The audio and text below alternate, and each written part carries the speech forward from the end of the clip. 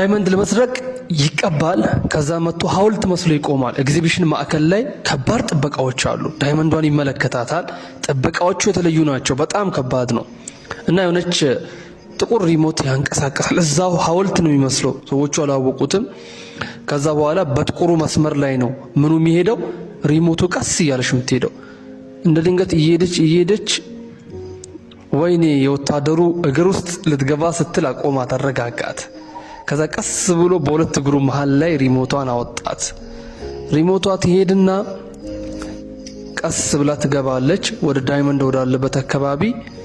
ከዛ በኋላ ቀስ ብሎ ይወስደውና በሪሞት ኮንትሮል ነው ያንቀሳቀሰው። ቀስ ብሎ ሪሞት ኮንትሮል ስላለው እጄታውን ያወጣውና ዳይመንዱን ምን ያደርገዋል? ያነሳውና ያወጣዋል።